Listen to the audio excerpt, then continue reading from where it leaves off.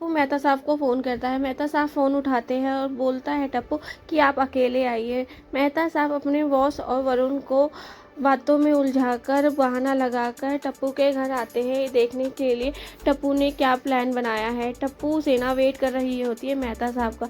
मेहता साहब पहुंचते हैं, वैसे ही पता लगता है कि पोपट लाल बड़े गुरुजी के गेटअप में खड़ा है, जिसमें वो एक्चुअल में बड़े गुरुजी लग रहा था।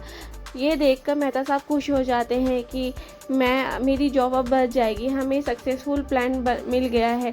तब टप्पू बताता है कि मैंने प्लान बनाया है कि आप अपने बॉस और वरुण को हमारे घर लेके आइए, हम यहाँ पे सारी तैयारी कर लेते हैं।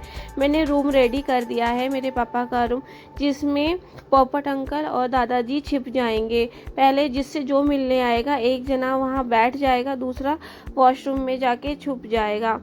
सब कहते हैं बहुत अच्छा प्लान है। फिर कहते हैं कि आप सबका क्या होगा। तब टप्पू सेना कहती है कि हम सब कह देंगे कि हम भी बड़े गुरुजी का आशीर्वाद लेने आए हैं, इससे उनको शक भी नहीं होगा और हम सब भी आपकी हेल्प कर पाएंगे कि प्लान में कोई गड़बड़ ना हो।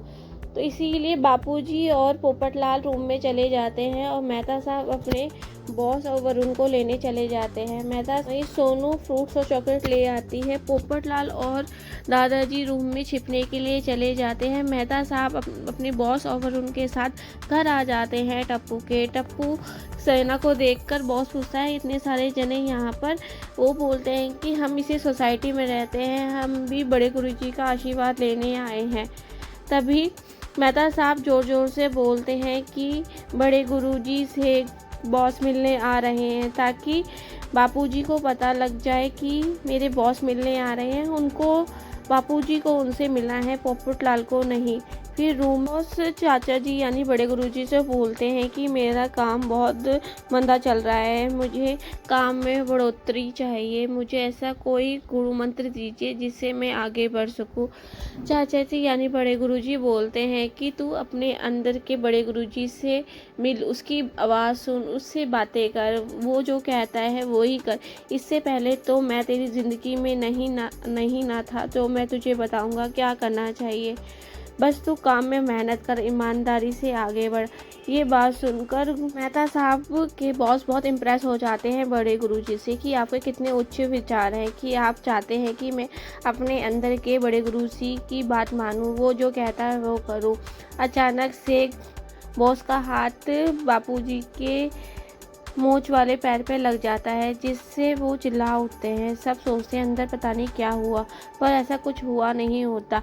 बापूजी अपने पैर छुपा लेते हैं। तो सबके बॉस को समझाने की कोशिश करते हैं कि अब तुझे मुझसे मिलने की कोई ज़रूरत नहीं है, तू बस ईमानदारी और अपनी मन की बात सुन, उसी के बात सुनकर आगे बढ़, अच्छे शुद्ध विचार रख और मेहनत ईमानदारी से काम कर, तुझे तरक्की ज़रूर मिलेगी और तुझे मेरे से मिलने की भी कोई ज़रूरत नहीं है।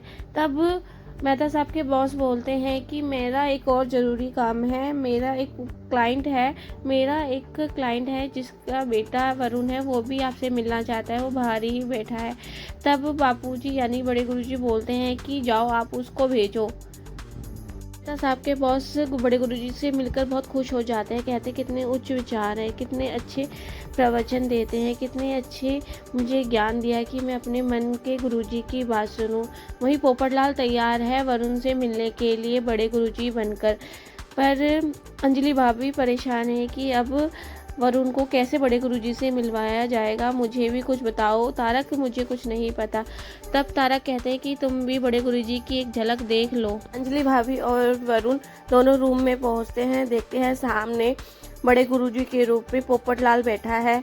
तभी देखकर अंजलि भाभी समझ जाती है कि बड़े गुरुजी वरुण के लिए पोपटलाल को बनाया गया है। एपिसोड यहीं ख़त्म होता है। आगे के एपिसोड के लिए सब्सक्राइब कीजिए, लाइक कीजिए, कमेंट कीजिए। Thank you for watching.